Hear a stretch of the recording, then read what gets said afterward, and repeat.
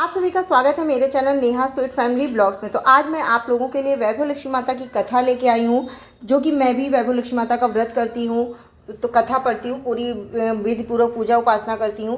तो कथा है, शुक्रवार के दिन ये व्रत किया जाता है। और कथा पढ़ने से पहले सबसे पहले हमें लक्ष्मी माता के स्वरूपों के दर्शन करने चाहिए और श्री यंत्र को प्रणाम करना चाहिए। उसके बाद हमें कथा स्टार्ट करनी चाहिए। और कथा स्टार्ट करते हैं ना, तो हमें खाली हाथ नहीं करना चाहिए। कथा सुनते हैं या कहते हैं, दोनों को हाथ में अक्षत और फूल ज़रूर ले लेना चाहिए। और एक छोटी सी रिक्वेस्ट है कि प्लीज़ आप लोग मेरे चैनल पर नए हैं तो मेरे चैनल को सब्सक्राइब करिएगा, वीडियो को लाइक और शेयर करना मत भूलिएगा। कमेंट बॉक्स में वैभव लक्ष्मी मैया की जय लिखिएगा। तो चलिए कथा को स्टार्ट करते हैं। करें, बोलो वैभव लक्ष्मी माता की जय। वैभव लक्ष्मी व्रत की कथा। एक बड़ा शहर था। इस शहर में लाखों लोग रहते थे। पहले जमाने के लोग साथ साथ रहते थे और एक दूसरे के काम आते थे, पर नए जमाने का लोगों का स्वरूप ही अलग सा था। सब अपने अपने काम में रत रहते, किसी को किसी की परवाह नहीं। घर के सदस्यों को भी एक दूसरे की परवाह नहीं होती। भजन कीर्तन, भक्तिभाव, दया, माया, परोपकार जैसे संस्कार कम हो गए। शहर में बुराइयां बढ़ गई थी। शराब, जुआ, रेस, व्यभिचार, चोरी, डकैती वगैरह बहुत से गुनाह शहर में होते थे। कहावत है कि हजारों निराशा में एक अमर आशा छिपी हुई है। इसी तरह इतनी सारी बुराइयों के बावजूद भी शहर में कुछ अच्छे लोग रहते थे। ऐसे अच्छे लोगों में शीला और उनके पति की गृहस्थी मानी जाती है। शीला धार्मिक प्रकृति की और संतोषी थी। उनका पति भी विवेकी और सुशील था। शीला और उनका पति ईमानदारी से जीते थे। वे किसी की बुराई करते ना थे और प्रभु भजन में अच्छी तरह समय व्यतीत कर रहे थे। उनकी गृहस्थी आदर्श गृहस्थी थी और शहर के लोग भी उनकी गृहस्थी की सराहना करते थे। शीला की गृहस्थी इसी तरह खुशी खुशी चल रही थी। पर कहा जाता है कि कर्म की गति अकल है, विधाता के लिखे लेख को कोई नहीं समझ सकता। इंसान का नसीब पल भर में राजा को रंग बना देता है और रंग को राजा। शीला के पति के अगले जन्म के कर्म भोगने बाकी रह गए होंगे और वह बुरे लोगों से दोस्ती कर बैठा। वह जल्द से जल्द करोड़पति होने के ख्वाब देखने लगा और रोडपति बन गया, यानी रास्ते पर भटकते भिखारी जैसी उसकी हालत हो गई। शहर में शराब, जुआ, रेस, चरस, गांजा वगैरह बहुत सी गंदगियां फैली हुई थी। उसमें शीला का पति भी फंस गया। दोस्तों के साथ उसे भी शराब की आदत हो गई।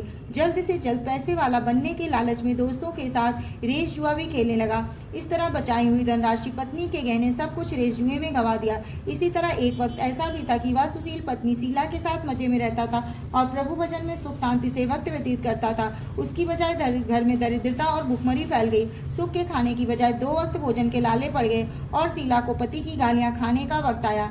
शीला सुशील और संस्कारी स्त्री थी।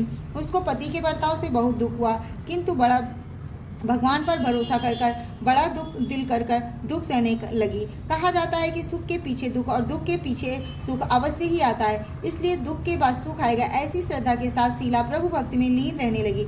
इस तरह शीला असहाय दुख सहते सहते प्रभु भक्ति में समय बिताने लगी। अचानक एक दिन दोपहर को उनके द्वार पर किसी ने दस्तक दी। शीला सोच में पड़ गई, मुझ जैसे गरीब के घर इस समय कौन आया होगा। फिर भी द्वार पर आए हुए अतिथि का आदर करना चाहिए। ऐसे आर्य धर्म के संस्कार वाली शीला ने खड़े होकर द्वार खोला। देखा तो सामने एक माझी खड़ी थी। वे बड़ी उम्र की लगती थी, किंतु उनके चेहरे पर अलौकिक तेज निखर रहा था। उनकी आंखों में मानो अमृत बह रहा था। उनका भव्य चेहरा करुणा और प्यार से छलकता था।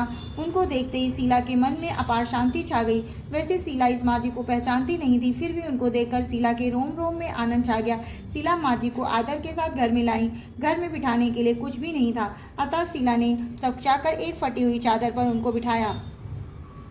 माझी ने कहा, क्यों पहचाना नहीं? शीला ने सकचाकर कहा, माँ, आपको देखते ही बहुत खुशी हो रही, बहुत शांति हो रही है। ऐसा लगता है मैं बहुत दिनों से जिसे ढूंढ रही थी वे आप ही हैं, पर आपको पहचान नहीं सकती। माझी ने हंसकर कहा, क्यों भूल गई? हर शुक्रवार को लक्ष्मी जी के मंदिर में भजन कीर्तन होते थे, तब मैं भी वहाँ मिलती थी। वहीं हर शुक्रवार को हम मिलते थे। पति गलत रास्ते पर चला गया, तब से शीला बहुत दुखी हो गई थी। दुख की मारी वह लक्ष्मी जी के मंदिर भी नहीं जाती थी। बाहर के लोगों के साथ नजर मिलाने में भी उसे शर्म आ रही थी। उसने याददाश्त पर जोर दिया, पर माझी याद नहीं आ रहे थे। तभी माझी ने कहा, तू लक्ष्मी जी के मंदिर में कितने मधुर भजन गाती थी, अभी अभी तू दिखाई नहीं देती। मुझे हुआ कि तू क्यों नहीं आती है, कहीं तू बीमार तो नहीं हो गई, इसलिए मैं तुझसे मिलने चली आई। माझी के अति प्रेम भरे शब्दों से शीला का हृदय पिघल गया। उसकी आंखों में मानो आंसू आ गए हों। माझी के सामने वह बिलख बिलख कर रोने लगी। यह देखकर माँ जी शीला के नजदीक सरके और उसकी सिसकती पीठ पर हाथ फेर कर कहने लगी। माँ जी ने कहा, बेटी, सुख और दुख तो धूप और छांव जैसे होते हैं। सुख के पीछे दुख आता है तो दुख के पीछे सुख भी आता है। धैर्य रखो बेटी, और तेरे दुख की क्या परेशानी है वह मुझे बताओ। तेरा दुख भी दूर हो जाएगा, तेरा मन भी हल्का हो जाएगा और तेरे दुख का कोई उपाय भी मिल जाएगा। माँ जी की बात सुनकर शीला के मन को शांति मिली। उसने माँ जी से कहा, माँ, मेरी गृहस्थी में भरपूर खुश और खुशियाँ थी। मेरे पति भी सुशील थे। भगवान की कृपा से पैसे की बात में भी हमें संतोष था। गृहस्थी चलाते ईश्वर भक्ति में अपना वक्त व्यतीत करते थे। यकायक हमारा भाग्य हमसे रूठ गया। मेरे पति को बुरी दोस्ती हो गई। बुरी दोस्ती की वजह से वे शराब, जुआ, रेस, चरस, गांजा वगैरह बहुत सी गंदगी आदतों के शिकार हो गए और उन्होंने सब कुछ गंवा दिया और हम रास्ते के भिखारी जैसे बन गए हैं। यह सुन माँ जी ने कहा, सुख के पीछे दुख और दुख के पीछे सुख अवश्य ही आता है। ऐसा भी कहा जाता है कि कर्म की गति अकल है। हर इंसान को अपने कर्म भुगतने पड़ते हैं, इसलिए तू कर्म भुगत चुकी है। अब तुम्हारे सुख के दिन अवश्य आएंगे। तू तो माँ लक्ष्मी जी की भक्त है। माँ लक्ष्मी तो प्रेम और करुणा की अवतार हैं। वे अपने भक्तों पर हमेशा ममता रखती हैं। इसलिए तू धैर्य रखवा, माँ लक्ष्मी जी का व्रत कर, इससे सब कुछ ठीक हो जाएगा। माँ लक्ष्मी जी का व्रत करने की बात सुनकर शीला के चेहरे पर चमक आ गई। उसने पूछा, माँ लक्ष्मी जी का व्रत कैसे किया जाता है, वह मुझे समझाइए। यह व्रत मैं अवश्य करूंगी।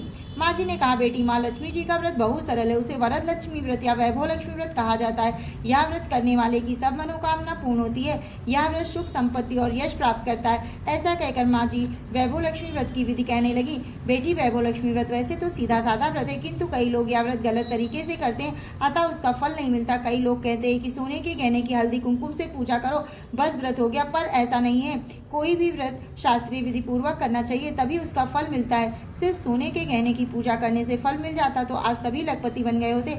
सच्ची बात यह है कि सोने के गहने की विधि पूजन करनी चाहिए, तभी यह वैभव लक्ष्मी व्रत फल देता है। यह व्रत शुक्रवार को करना चाहिए। सुबह से स्नान करके स्वच्छ कपड़े पहनो और सारा दिन मन में जय माँ लक्ष्मी का रटन करते रहो। किसी की चुगली नहीं करनी चाहिए। शाम को पूर्व दिशा में मुंह कर सके इसी तरह आसन पर बैठ जाओ। सामने पाटा पर रखो, उसके ऊपर रुमाल रखो। रुमाल पर चावल का छोटा सा ढेर करो। उस ढेर पर पानी से भरा तांबे का कलश रखो। कलश पर एक कटोरी रखो। उस कटोरी में सोने का गहना रखो। सोने का ना हो तो चांदी का भी चलेगा, चांदी का ना हो तो नकद रुपया भी चलेगा। बाद में घी का दीपक जलाकर धूप जली सुलगा कर रखो। माँ लक्ष्मी जी के बहुस्वरूप है और माँ लक्ष्मी जी को श्रीयंत्र अति प्रिय है, अतः वैभव लक्ष्मी व्रत के पूजन विधि करते वक्त सर्वप्रथम श्रीयंत्र व लक्ष्मी जी के विविध स्वरूपों का सच्चे दिल से दर्शन करो। उसके बाद माँ लक्ष्मी स्तवन का पाठ करो। बाद में कटोरी में रखे गहने या रुपए, हल्दी, कुमकुम और चावल चढ़ाकर पूजा करो। उसके बाद लाल रंग का फूल चढ़ाओ। शाम को कोई मीठी चीज बनाकर उसका प्रसाद रखो। ना हो सके तो शक्कर या गुड़ भी चल सकता है। फिर आरती करके 11 बार सच्चे हृदय से जय माँ लक्ष्मी बोलो। बाद में 11 या 21 शुक्रवार यह व्रत करने का दृढ़ संकल्प माँ के सामने करो और आपकी जो मनोकामना है वह पूरी करने की माँ लक्ष्मी जी से विनती करो। फिर माँ का प्रसाद बांट दो और थोड़ी प्रसाद अपने लिए रखो। अगर आप में शक्ति हो तो सारा दिन उपवास रखो और सिर्फ प्रसाद खाकर शुक्रवार करो। ना शक्ति हो तो एक बार शाम को प्रसाद ग्रहण करते समय खाना लो। अगर थोड़ी शक्ति भी ना हो तो 2 बार भोजन कर सकते हैं। बाद में कटोरी में रखा गहना या रुपया ले लो। कलश का पानी तुलसी के क्यारे में डाल दो और चावल पक्षियों को डाल दो। इसी तरह शास्त्रीय विधि अनुसार व्रत करने से उसका फल अवश्य मिलता है। इस व्रत के प्रभाव से सब प्रकार की विपत्ति दूर हो जाती है। आदमी मालामाल हो जाता है। संतान ना हो से संतान की प्राप्ति होती है। सौभाग्यशाली स्त्री का सौभाग्य अखंड रहता है। कुंवारी लड़की को मनभावन पति मिलता है। शीला यह सुनकर आनंदित हो गई। फिर पूछा, माँ, आपने वैभव लक्ष्मी व्रत की शास्त्रीय विधि बताई है, वैसे मैं अवश्य करूंगी, किंतु उसकी उद्यापन विधि किस तरह करनी चाहिए यह भी कृपा करके सुनाइए। माँ जी ने कहा, 11 या 21 जो मन्नत मानी उतने शुक्रवार या वैभव लक्ष्मी व्रत पूरी श्रद्धा से और भावना से करना चाहिए। व्रत के आखिरी शुक्रवार को जो शास्त्रीय विधि अनुसार उद्यापन विधि करनी चाहिए वह मैं तुम्हें बताती हूँ। आखिरी शुक्रवार को खीर या नैवेद्य रखो। पूजन विधि हर शुक्रवार को करते हैं वैसे ही करनी चाहिए।